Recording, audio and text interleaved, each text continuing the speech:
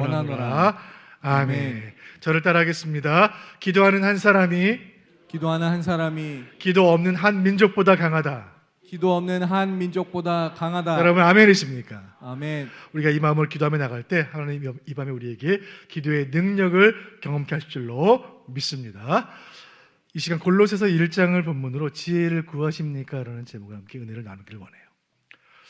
우리가 믿고 있는 종교 기독교, 또 우리 교회가 속한 교단 장로교, 이 장로교 신앙의 뿌리를 이루는 문서는 웨스트민스터 신앙고백서입니다. 웨스트민스터 신앙고백서. 이 문서는 17세기 영국에 작성이 되었고, 이 문서가 미국 장로교에 영향을 주었고 한국 장로교 표준 문서로 채택이 되었습니다. 이 권위 있는 문서는 우리 신앙생활 전반에 대하여 무엇이 기준이 되는지를 상세히 설명해 주고 있는 소중한 문서이죠. 삼위일체가 무엇인지, 창조가 무엇인지, 타락은 무엇인지, 믿음은 무엇인지, 부활은 무엇인지, 장장 33장에 걸쳐 신앙의 모든 것을 수록하고 있는 이 문서의 첫 출발이 되는 1장부터 33장까지 이루어진 웨스트민스터 신앙고백서의 제1장의 주제는 무엇일까요?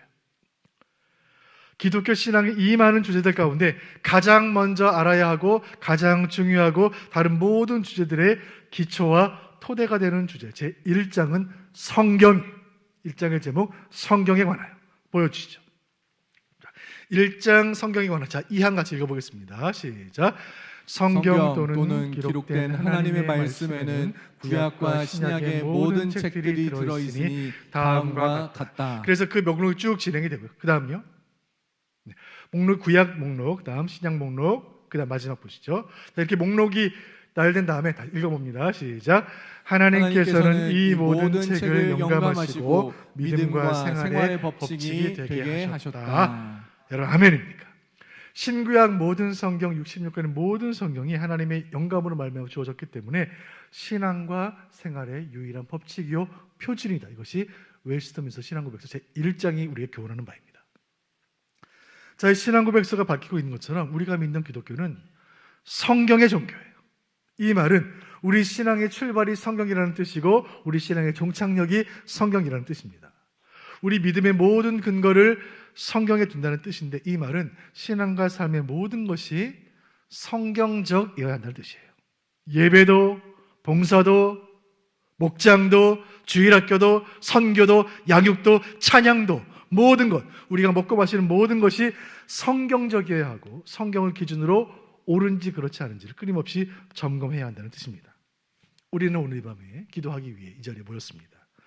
여러분, 우리는 지금까지 얼마나 많은 기도를 해왔습니까? 앞으로 믿음 생활하는 동안 얼마나 많은 기도에 참여하게 될까요? 그때마다 우리는 늘 물어야 합니다. 나의 기도는 성경적인가? 나는 성경적으로 기도하고 있는가? 성경은 기도에 관해 무엇이라 말하는가? 성경적 기도는 과연 무엇일까? 성경적 기도가 무엇인지 가르쳐 주시기 위해 하나님께서는 성경의 수많은 기도를 수록해 놓으셨습니다. 그런데 그런 성경의 기도와 우리의 기도를 비교해 보면 이 둘 사이에 차이가 있다는 사실을 알게 됩니다. 그 차이를 깨닫게 해주는 가장 대표적인 인물이 사도 바울이죠. 이 땅에 살았던 수많은 사람들 가운데 복음과 교회 역사에 가장 큰 영향을 준 인물 한 명을 꼽으라면 아무런 이견 없이 많은 사람들이 바울을 꼽을 것입니다. 바울은 최초의 신학자요, 최고의 목회자요, 최상의 선교사였죠. 그의 손끝에서 기독교 복음 진리가 다 기록이 되었고, 그는 이방 세계 영혼들을 끌어안고 목회했던 목회자였고, 세계 비전을 품고 모든 민족의 복음을 전한 선교사 중에 선교사가 아니겠습니까? 어떻게 그런 복된 인생을 살 수 있었을까? 이런 궁금증을 가지고 신약 성경을 읽다 보면 성경 속에 해답이 있습니다. 바울의 모든 사역, 모든 삶의 열매의 비결은 기도에 있었어요. 그는 최고의 지성을 가진 대학자였고 수많은 교회를 개척했던 열정 넘치는 목회자였고 참수당하는 순간, 목이 잘릴 순간까지 복음을 전했던 뜨거운 선교사였지만 무엇보다 그의 인생을 상징하는 말은 기도예요. 그는 기도로 목회했고 기도로 선교했습니다. 그의 일생 전체 모든 시간 동안 한순간도 기도보다 앞서지 않았습니다. 1세기 당시 지중해 연안에 있는 모든 도시에 다 교회를 세웠던 이 바울은 자신이 세운 교회를 위해 늘 기도하는 목회자였습니다. 선교 현장에 있든지 고난 중에 있든지 심지어 감옥에 있을 때에도 그가 세운 모든 교회를 위해 기도했습니다. 그렇게 열방을 품고 그 땅의 모든 교회를 위해 기록했던 그 모든 기도가 바울 서신 13권의 서신서 곳곳에 남겨져 있는 것이죠. 그의 기도는 이제 막 태동한 신생 교회를 위한 선교사의 간절한 기도였고, 고난과 핍박 중에 있는 성도를 위한 목회자의 기도였고, 길을 잃고 방황하는 양들을 향한 목자의 기도였고, 아픈 아이를 그 곁을 지키는 어머니의 기도였습니다. 그의 기도에는 은혜가 있었고 능력이 있었고 눈물이 있었습니다. 그리고 그의 간절한 기도는 사도 바울의 모든 기도는 그대로 성경이 되었습니다. 이 밤 우리가 성경적인 기도를 배우길 원한다면 바울이야말로 가장 적합한 인물이 아니겠습니까? 오늘 본문 골로새서 1장에서 바울은 그가 개척한 어느 교회를 위해 간절히 눈물로 기도하고 있습니다. 지금 현재 로마 감옥에 투옥 중이었던 이 사도가 기도로 품고 있었던 그 교회는 골로새 교회입니다. 골로새서 1장 2절 말씀 다 같이 보겠습니다. 시작. 골로새에 있는 성도들, 그리스도 안에서 신실한 형제들에게 편지하노니. 아멘. 이렇게 골로새서가 시작이 됩니다. 골로새에 있는 성도들, 예수 안에 있는 신실한 형제들에게 편지하노니. 여러분 얼마나 따뜻한 말인가요? 예수 안에 한 형제된 신실한 성도들에게 내가 편지합니다. 사도 바울은 얼마든지 사도가 편지하노라, 목사가 편지하노라, 학자가 편지하노라 할 수 있었겠지만 나는 형제 대 형제로서 여러분에게 편지하고 있습니다 라고 말해요. 이것이 바울의 교회관이었습니다. 교회를 바라보는 관점이에요. 바울에게 있어서 열방의 모든 교회는 그리스도로부터 한 지상명령을 부여받아 한 사명에 달려가는 동역자였고 예수로 인해 새 생명을 얻은 한 형제들이었습니다. 바울은 형제된 골로새 교회를 위해 늘 기도했고 옥중에서도 기도했고 골로새 교회를 위해 기도할 때마다 하나님께서 부으시는 마음이 있었어요. 그 마음을 1장 3절에 기록했는데 3절 제가 읽어드립니다. 우리가 너희를 위하여 기도할 때마다 하나님 곧 우리 주 예수 그리스도의 아버지께 감사하노라. 아멘. 골로새 교회를 위해 기도하면 마음에 감사가 샘솟는 거예요. 바울은 수많은 교회를 개척했고 수많은 교회를 목회한 인물이에요. 만약 그에게 기도 수첩이 있었다면 그의 기도 수첩에는 얼마나 많은 교회 이름들이 나열되어 있었을까요? 그의 노트에는 얼마나 많은 성도들의 이름이 빼곡히 적혀 있었을까요? 그런데 그 많은 교회들 중에는 생각하면 불안하고 생각하면 염려되고 생각하면 걱정되고 눈물 나는 교회가 있었던 거예요. 반대로 그 교회를 생각하면 감사하고 행복하고 기쁘고 마음이 평안하고 든든한 교회도 있었던 것입니다. 여러분도 그렇지 않으신가요? 이 자리에 계시는 부모 여러분, 여러 자녀들이 있는데 어떤 자녀를 위해 기도할 때는 눈물 나고 걱정되고 염려되는 자녀가 있는가 하면 어떤 자녀를 위해 기도할 때는 안심이 되고 평안하고 기쁨이 되는 자녀가 있지 않습니까? 이 중에 목자들 계십니까? 교사들 계십니까? 우리가 목원들의 가정을 위해 기도할 때, 우리 학생들의 가정을 위해 기도할 때 어떤 가정은 정말 평안하고 든든하고 감사한 가정이 있는가 하면 정말 걱정되고 노심초사 염려되는 그런 가정이 있지 않습니까? 간절히 바라고 소원하는 것은 이 자리에 계신 모든 성도님들의 가정은 누군가 여러분의 가정을 위해 기도할 때 감사가 절로 나오는 복된 가정 되시기를 주님의 이름으로 축원드립니다. 이 밤에 기도하기 위해 나오시는 여러분 모두는 누군가 여러분을 위해 기도하면 그 마음에 먼저 기쁨이 샘솟는 은혜 충만한 성도들 모두가 되시기를 주님의 이름으로 간절히 소원드립니다. 골로새 교회는 사도 바울이 기도할 때 감사가 절로 나오고 생각하면 든든하고 행복해지는 그런 교회였습니다. 왜 그랬을까요? 이유가 중요한 것입니다. 자, 골로새서 1장 4절 말씀 보시죠. 시작. 이는 그리스도 예수 안에 너희의 믿음과 모든 성도에 대한 사랑을 들었으며. 아멘. 자, 믿음이라는 말, 사랑이라는 말. 이어서 5절 말씀 보시죠. 5절 시작. 너희를 위하여 하늘에 쌓아둔 소망으로 말미암으니 곧 너희가 전에 복음 진리의 말씀을 들은 것이라. 아멘. 4절 5절 말씀에 믿음과 사랑과 소망이라는 말이 등장해요. 골로새 교회는 믿음이 견고했고 사랑이 충만했고 소망으로 가득한 교회였습니다. 여러분 이것이 얼마나 귀합니까? 오늘날 세상에 믿음이 사라져가는 거예요. 사랑이 식어져가는 거예요. 소망 둘 곳이 없는 것입니다. 그런데 세상에 믿음이 사라져가고 사랑이 식어져가고 소망 둘 곳이 없지만 그 교회에 오면 믿음과 사랑과 소망이 충만했던 거예요. 교회 안에 믿음, 사랑, 소망이 가득했던 것입니다. 그렇다면 우리의 질문인 거예요. 왜 골로새 교회는 믿음과 사랑과 소망이 가득했을까요? 그것은 어디서 왔습니까? 자, 본문 4절 하반절을 보시죠. 제가 읽어드릴게요. 하반절 보여주세요. 4절. 곧 너희 4절 하반절 곧 너희가 전에 복음 진리의 말씀을 들은 것이라. 아멘. 여러분, 골로새 교회가 믿음과 사랑과 소망에 든든히 설 수 있었던 것은 그 교회가 복음의 진리 위에 든든히 서 있었기 때문인 줄로 믿으시길 바랍니다. 사도는 지금 로마 감옥에 있습니다. 그는 고난 중에 있었어요. 수많은 교회를 목회했고 여러 교회를 위해 기도했습니다. 어떤 교회를 위해 기도하면 마음이 염려가 되었지만 골로새 교회를 위해 기도하면 마음의 평안이 넘친 거예요. 왜요?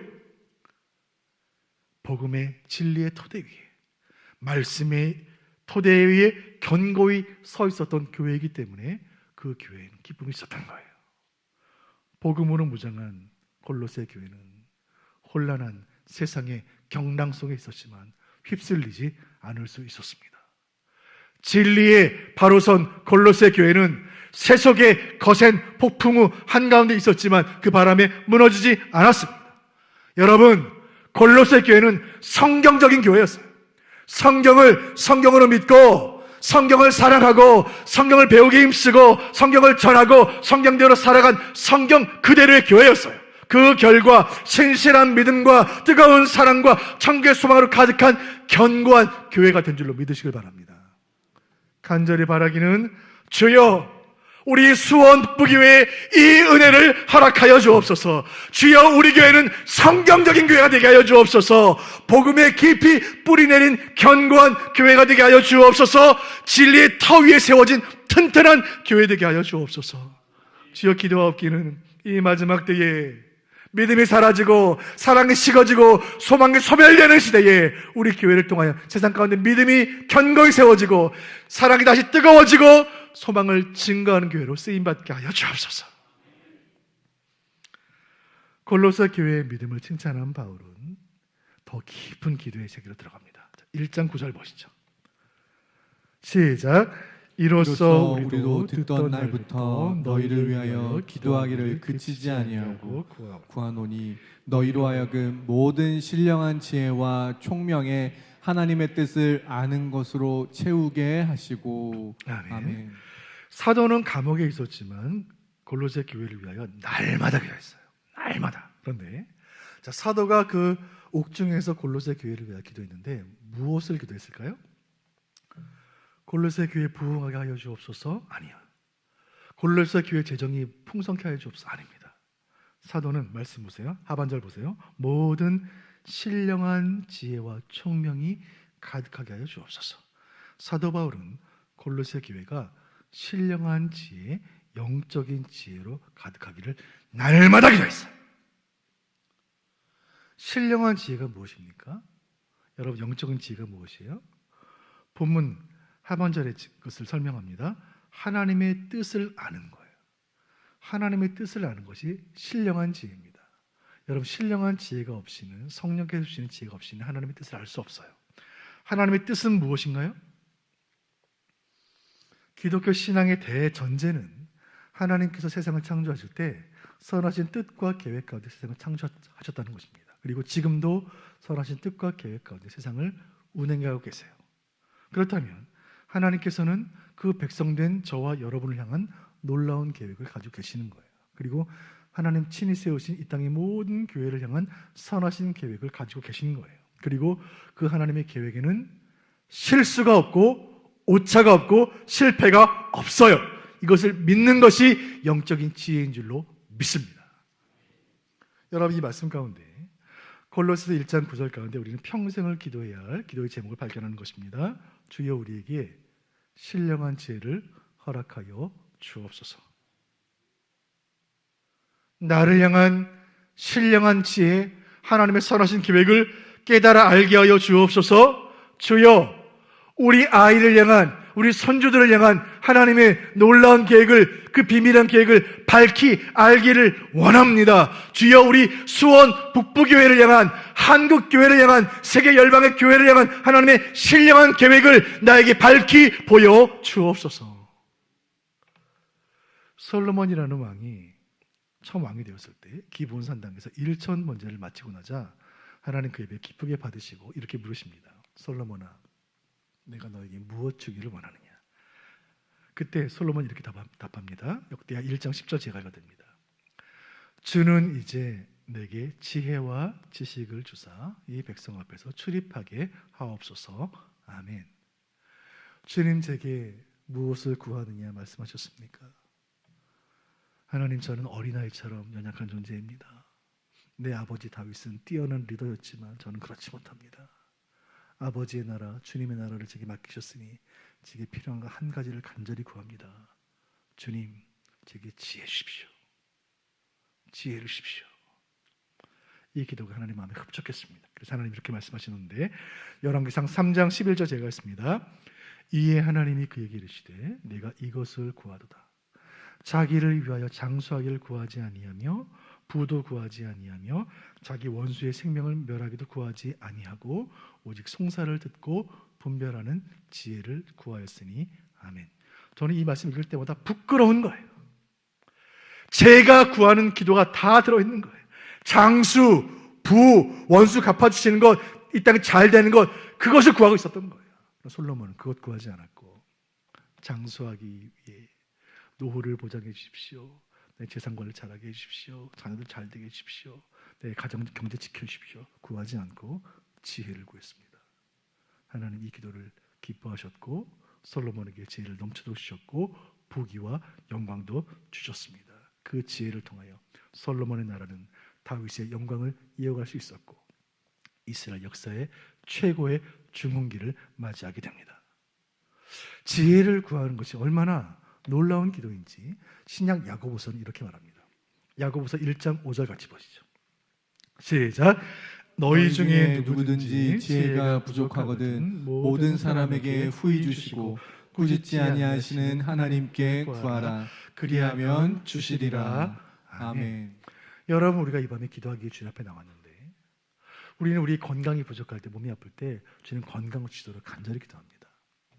돈이 없을 때 주님 경제적인 문제 해결해 주세요 간절히 원합니다. 인생에 문제가 있을 때 이 문제 해결해 주십시오 간절히 기도해요. 근데 여러분, 주님 저에게 지혜가 부족합니다. 지혜 주시기 원합니다. 이렇게 기도해 보셨습니까?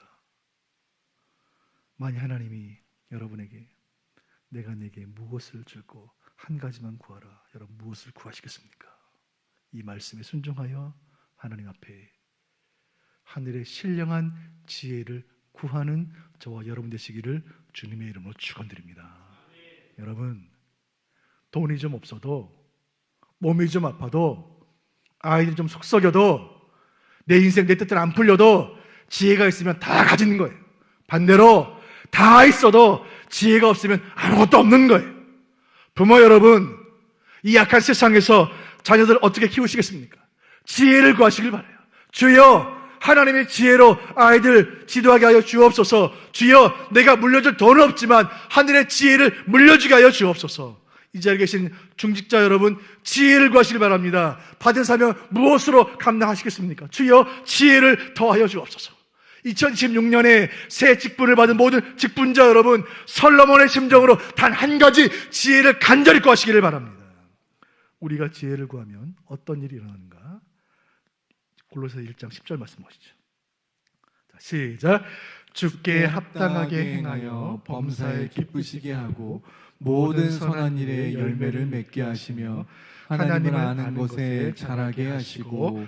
아멘. 자, 지혜가 우리에게 임할 때 어떤 일이 일어나는가? 첫째, 주님 앞에 합당한 삶을 살 수 있습니다. 둘째, 그래서 주님을 기쁘시게 합니다. 셋째, 선한 열매를 맺습니다. 그리고 네 번째 가장 놀라운데, 여러분, 지혜 있는 자는 하나님을 아는 것에서 자라갑니다. 계속해서. 여러분 혹시 등산해 보셨습니까? 산을 오르는 높이에 따라 보이는 풍경이 달라져요.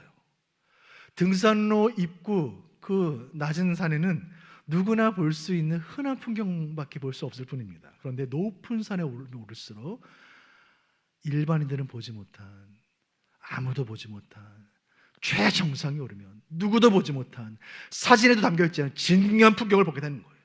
신앙도 그러합니다. 하나님을 아는 지식만큼 하나님을 경험하는 거예요. 낮은 수준에 있는 사람, 낮은 수준의 하나님만 경험하면 평생을 살아가는 거예요. 높은 경지에 오른 사람, 하나님의 높은 경지를 경험하게 되는 거예요. 여러분, 이것이 신앙생활의 묘미요 신비요 기쁨이 아니겠습니까? 하나님을 알아가면 알아갈수록 더 하나님을 사랑하게 되는 거예요. 하나님을 아는 지식이 더해가면 더해갈수록 나를 지으신 하나님의 그 계획과 우리 교회를 향한 하나님의 뜻을 더 선명하게 보게 되는 거예요. 사랑하는 여러분, 지혜로운 인생 살기를 원하십니까? 하나님을 아는 것에서 날마다 자라가시기를 주님의 이름으로 축원드립니다. 신앙의 연수는 더해가는데, 교회의 연륜은 쌓여가는데, 하나님 아는 지식은 늘 제자리에 머물러 있는 안타까운 인생들, 이 자리에 아무도 없으시기를 주님의 이름으로 축원드립니다. 우리가 지혜를 구하면 하나님 지혜를 주실 것이고, 지혜가 임하면 하나님의 뜻을 더 선명히 알게 될 것이고, 하나님 아는 지식에서 더 자라게 될 것이라 성경은 약속합니다. 그 결과가 무엇인가? 모든 기도의 결과가 무엇인가? 11절 같이 보시죠. 시작. 그의 영광의 힘을 따라 모든 능력으로 능하게 하시며 기쁨으로 모든 견딤과 오래 참음에 이르게 하시고. 아멘. 이 기도가 가장 높은 경지에 올라왔습니다. 가장 깊은 경지에 도달했어요. 이 경지에 이르면 그리스도의 영광과 능력이 우리에게 임해요. 할렐루야. 여러분, 이것이 진짜 기도의 응답 아니겠습니까? 우리가 지혜를 구하면 지혜의 근원 되시며 지혜 그 자체이신 예수의 권능이 우리에게 쏟아져요. 로마 감옥에서 이 신비를 깨닫게 된 사도는 편지를 통해 골로새 교회를 향한 이 진리를 전하고 있는 거예요. 사랑하는 골로새 교회여, 함께 예수의 피를 나눈 신실한 형제들이여, 하늘의 신령한 지혜가 예수의 권능이 너에게 가득히 임하길 원하고, 그래서 그리스도의 영광과 그리스도의 능력과 그리스도의 기쁨이 너에게 충만하기를 바라노라. 비록 세상이 어렵고 인생이 고달프고 사는 게 눈물 나도, 그러나 주님 주시는 힘과 능력과 기쁨이 너희에게 있으니 우리 모두는 이 어려움들을 넉넉히 이겨낼 줄로 믿으시기를 바라노라.